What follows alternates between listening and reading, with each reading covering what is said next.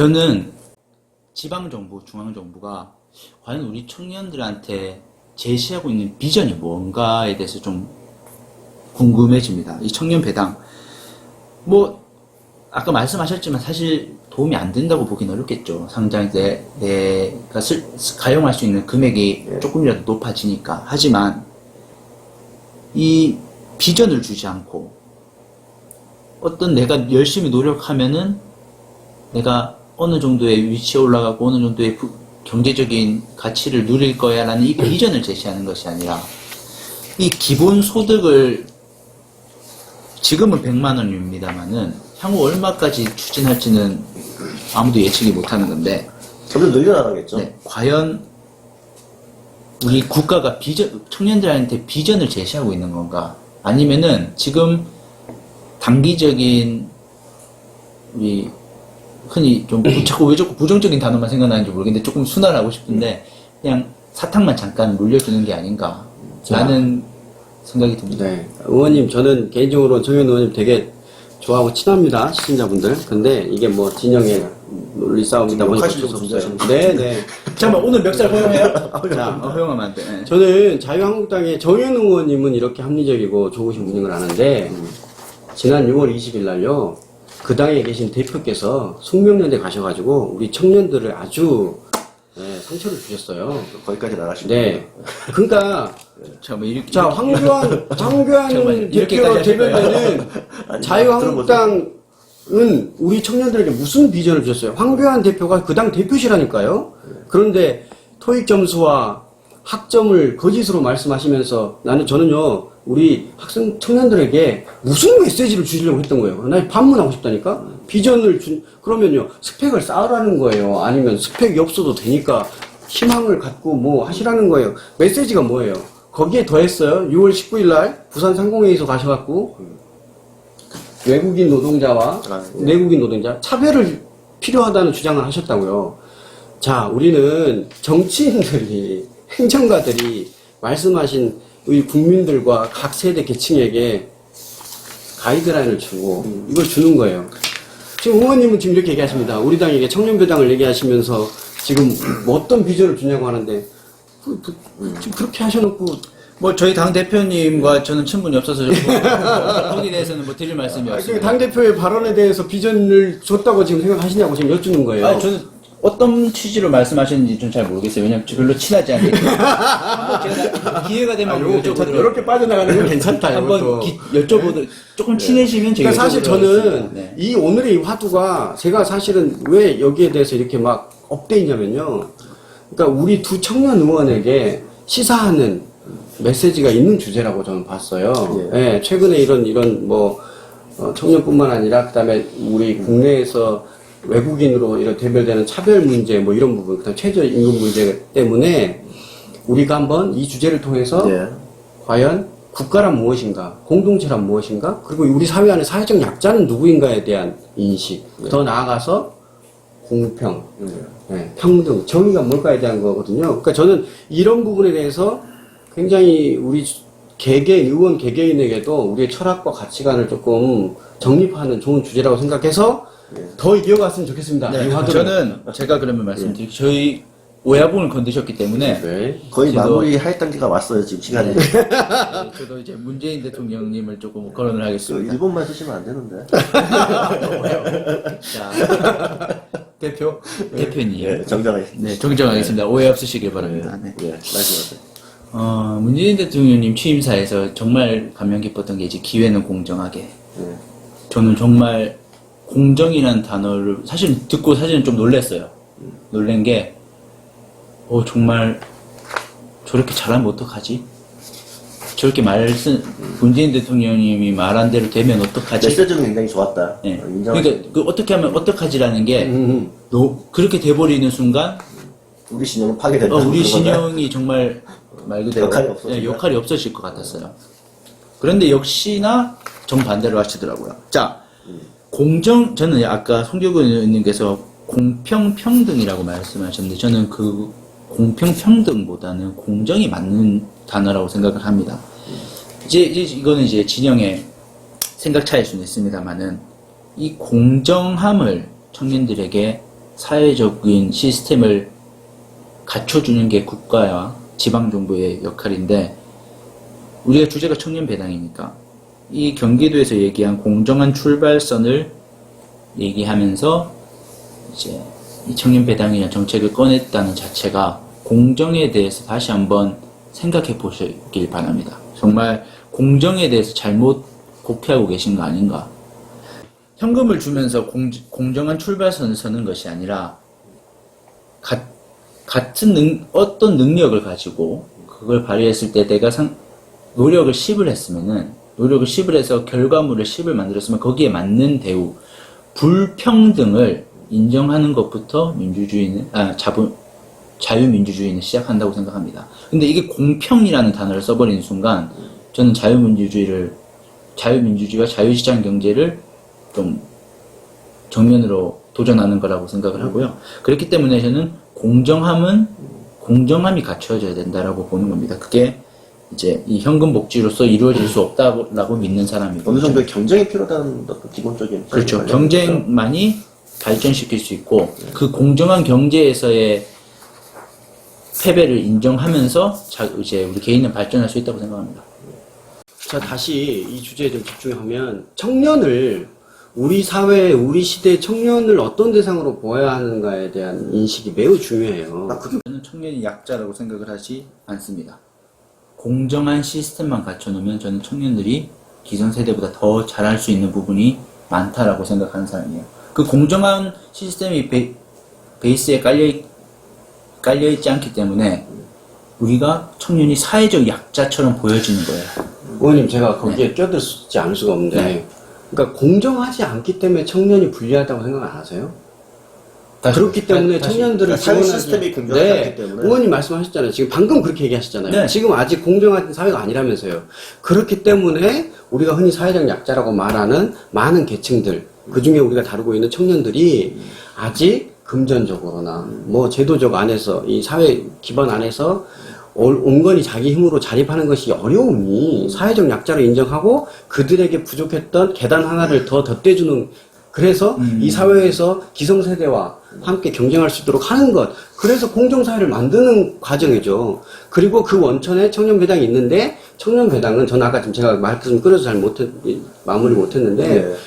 그러니까 우리 시대의 청년을 무엇으로 어떻게 볼 거냐인데, 저는 이 청년 기본소득은요, 그냥 지지해 주는 거예요.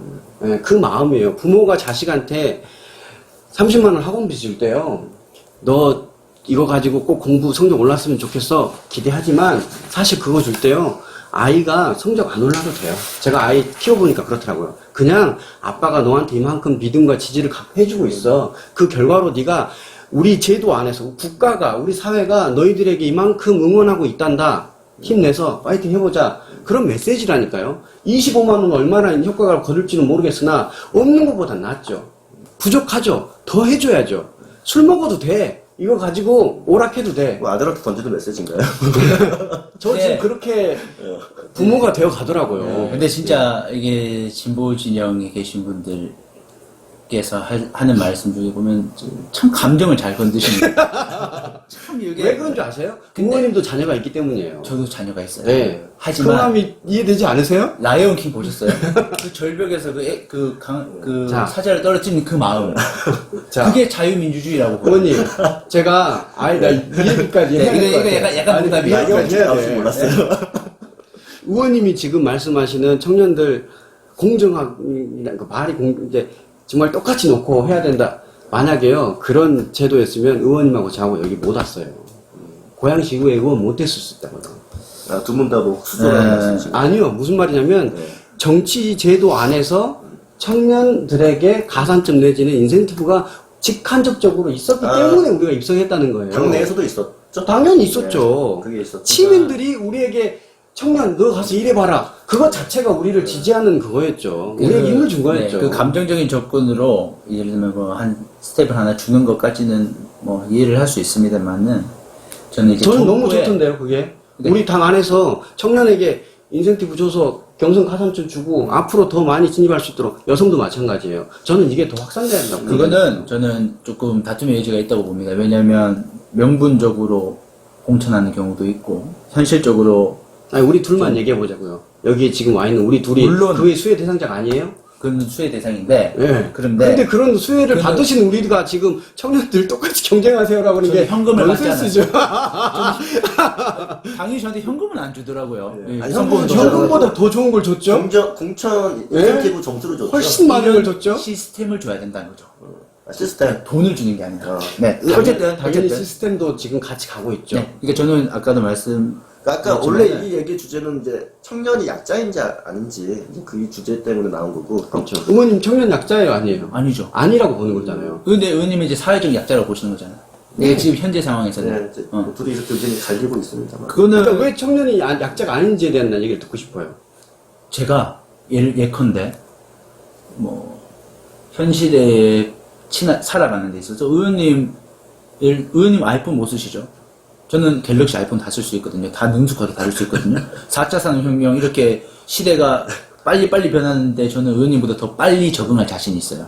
그거 적응한다고 잘 보고. 쓰면 사회적 강자입니까? 그게 아니라 그렇게 조금 유동적으로 충분히 능력을 발휘하고 그 다음에 엑셀, 파워포인트 등등 요즘 현재 그러니까 젊은 사람이 더 그런데 더 능수능란하다. 할 수 있는 부분도 있고 대신 제 의원님의 네. 이 발언이 지금 아까 얘기했던 황교안 대표 발언과 하나도 다름이 없어요. 아직 왜냐면 말이 덜 끝났기 때문에 그렇게 느낄 수 있어요. 아니 지금 왜냐면- 여기까지 들어봐도 딱 죄송해요. 네. 딱 들어보니까 그러네. 아니요. 능력을 청년들이 능력이 있는 지금 경험이 부족한 게 청년들의 제일 어떻게 보면 핸디캡이라고 할까요? 핸디캡인데 노하우와 경험 그거를 저는 예를 들면 10이라는 능력이 있음에도 과연 회사나 어떤 조직에 들어가서 커피부터 타는 이런 우리 시스템이 저는 공정하지 않다고 보는 거예요. 그렇기 때문에 중앙정부, 지방정부가 그 공정한 시스템을 만들어주고 그 다음에 일어나는 불평등에 대해서는 우리 청년들은 인정을 한다고 저는 생각을 해요. 저도 그렇고. 청년 배당이 공정한 시스템을 만들기 위한 과정이 있어요. 무슨 말씀이냐. 이렇게 1년에 100만 원을 주는 이유가 뭐예요? 그리고 서울 같은 경우는 청년수당의 수혜자의 80%가 생활비나 학원비, 교재비로 썼답니다. 왜 이렇게 하고 있어요? 이들이 우리 사회에 빨리 취업하고 경제 활동을 해서 우리 사회에서 의원님이 그렇게 그토록 말씀하시는 얼른 기성세대와 공정한 경쟁하라고 그래서 지금 하는 거잖아요. 그러면 우리는 또 정치인이니까 정치인은 또 민심의 마음이 되게 중요하지 않습니까? 여론이 중요하죠. 네, 여론도 중요하고 뭐 이런 말씀은 좀 부정적인 느낌일 수도 있지만 우리는 또 표를 받고 사는 이제 정치인이기 때문에 이런 청년에 관련된 정책이 사실 문재인 정부 들어와서 좀 많이 좀 생기기도 했고 이슈화가 많이 됐는데 그런데 20대 남성층에는 인기가 추락을 하고 있어요. 만약에 이게 정말 청년의 물론 이제 이 사안 말고 다른 사안도 있겠습니다만 과연 청년의 마음을 알면은 여기에 조금 민감하게 대처해야 되지 않을까요? 의원님, 지금 이 지지율, 청년 지지율이 낮은 것은 두 가지 함의가 있어요. 하나는 부족하다는 거예요. 제가 봤을 땐 여전히 우리는 더 많은 것을 그렇게 필요합니다. 해석하시는 거예요? 네, 그렇게 하고요. 또 하나는 직접 청년들에게 뭔가 막 쏟아붓는 정책이 아니었다는 걸 방증하는 거예요. 역으로. 저는 그렇게 얘기하고 싶어요. 그러니까 지금의 정책도 부족하다. 그럼요. 자, 만약에 그러면은 왜 떨어질까? 예를 들면 노인수당을 많이 주면 노인들이 더 많이 지지하면 그러니까 그렇게 하지 말라고 지금 얘기하는 거잖아요. 그쪽 진영에서는 포퓰리즘으로 표 사지 말라고 했는데 표를 안 샀네. 다행이잖아요. 표를 샀는데 그 물건이 가치가 점점 떨어져. 아니 의원님 다시 아니, 얘기하자니까요. 이게 구매가 안 된 거예요. 지금 보수 진영에서 반대 진영에서 걱정하는 건 이거 포퓰리즘이 아니야. 이재명은 청년들 표 살려고 하는 거 아니냐는데 표 안 샀잖아요. 지지율 떨어졌잖아요. 그러면 그 우려가 그러니까 잘못 그게 잘못 산 아니라는 거라니까요. 거예요. 잘못 산 거라니까요. 표 살려고 했다는 게 아니라는 거예요. 이재명 지사가 단 그 청년들한테 100만 원 주면서 청년표 얻자고 이 사업했다고 보세요? 자. 문재인 정부가 청년들 지지율 높이자고 지금 이 사업했겠어요? 지금 이제 왜 곡해하시냐는 거예요. 조금 더 가요? 어떻게 결정해 주세요. 지금 아직 멀었습니다. 저기 이 주제가 다른 주제로 파생되기 되게 좋은 주제이긴 해요. 예를 들면 뭐 복지, 철학뿐만 아니라 등등. 하지만 이제 청년 배당만 놓고 봤을 때 우리 경기도지사 이재명 지사님, 문재인 대통령님 전부 좀 시스템을 좀 더 고민해 주셨으면 좋겠습니다. 현금으로 주시는 거 뭐 좋습니다만은 이게 하다 보면 현금이라는 게 참 가지고 있어도 늘 부족하더라고요, 저는. 그래서 지금 100만 원이지만 그게 요구가 200이 될 수도 있고 300이 될 수도 있고, 그러면 이런 현금으로 주는 정책보다는 좀 우리가 청년들이 비전을 가질 수 있는 그런 시스템을 만드는 데 더 주력해 주시기를 부탁드립니다. 곧 총선 앞두고 있다고 포퓰리즘 하지 마시고요. 네. 네. 그러니까 복지 정책, 복지 국가로 나아가는 데 있어서 기본소득이 어떤 함의가 있는지에 대한 이해로부터 출발해야 됩니다. 그래서 사실 오늘 이 주제에서 너무 아쉽게도 기본소득에 대한, 그러니까 진정한 복지 국가에 대한 얘기를 좀 다루지 못해서 좀 아쉬움이 있어요. 앞으로 4차 산업혁명이 좀 더 가속화되면서 양극화는 계속될 겁니다. 자본주의의 가장 병폐는 부가 편중된다는 거거든요. 양극화가 점점 극단을 향해 가고 있다는 거예요. 이제 그래서 로봇으로 우리의 인간의 노동력이 대체되고 있는 시대가 도래합니다. 그러면 옛날에는 게을러서 능력이 있지만 게을러서 일하지 않은 사람들에 있어서 뭐 일하지 않은 자 먹지도 말라. 그런데 일하고 싶은데 못한 불쌍한 사람들에 대한 차별적, 선별적 복지가 이루어졌다면 이제는 인간의 노동력이 기계로 대체되기 때문에 일을 하고 싶어도 일자리가 없어서 놓을 수밖에 없는 빈곤층이 생겨날 수밖에 없어요. 선진국에서 이미 시작됐어요. 그래서 스위스 같은 선진국 같은 경우는 그냥 차라리 포기한다. 자본주의 체제를 유지하려면 그냥 밑에 있는 하위 10% 20% 계층은 상위가 그냥 벌어서 우리가 먹여줘야 된다라고 귀결되고 있어요. 그러니까 이 문제는 이처럼 우리가 어디로 향해 가고 있는가에 대한 좀 더 거시적인 안목으로 접근을 해야 됩니다.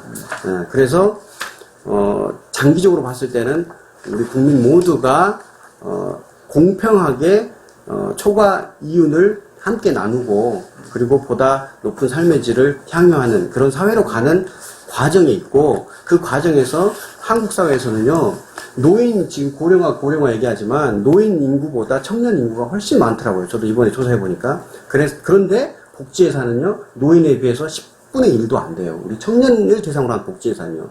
그런데 이런 시점에서 노인 예산에서 10분의 1도 안 되는 청년 예산을 중에 하나가 될 수 있는 청년 기본소득에 대해서 청년들의 어떤 물고기 잡는 법을 가르쳐 주지 않고 물고기를 준다라고 이렇게 비판하는 건 너무 가혹하다.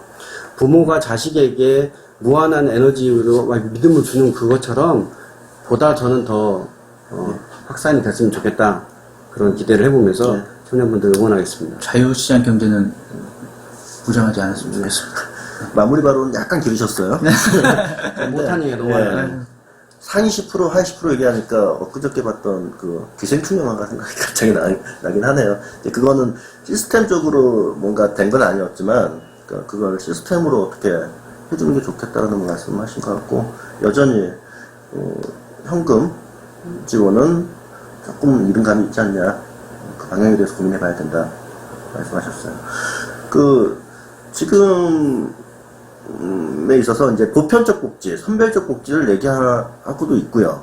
또 한 가지 사실 논의해야 될 부분들이 세금을 어떻게 거둘까요? 보편적으로 거둘 것인지 선별적으로 거둘 것인지, 사실 이 부분에 대해서도 같이 이제 이야기가 맞아야 되거든요. 맞아요. 예, 그러니까 선별적으로 많이 걷어서 부자들한테 보편적으로 쓸 것인가. 하고 싶은 말이 너무 많은 듯하지? 예, 그렇죠. 이제 네. 이런 주제들은 또 나중에 다음에 저희가 또 다뤄야 될 연결되는 주제죠. 예, 이런 얘기들까지 같이 시청자분들이 생각해 주셨으면 좋을 것 같습니다. 뭐, 한 말씀 하자면 전 대표적인 친기업적인 사고를 가지고 있는 사람입니다.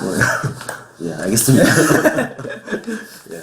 그러면은 고양시발전 사회는 이렇게 마무리하고요. 다음 주제가 뭐가 될지는 아직 고민을 해봐야 될 것 같은데, 만약에 시의회가 정상화된다면은 또 어떤 식으로 정상화됐는지 또 뒷이야기를 좀 해주시면 좋을 것 같고, 행정감사가 진행이 된다면은 행정감사의 또 뒷이야기들, 그런 얘기들을 해주시면 좋을 것 같습니다. 예, 오늘 이렇게 마무리하겠습니다. 여러분 다시 찾아뵙겠습니다. 인사드리겠습니다. 감사합니다. 많은 기대 부탁드립니다. 열심히 하겠습니다. 다시 한번 좋아요와 구독 부탁드립니다. 구독은 사랑입니다. 네. 좋아요는 행복입니다.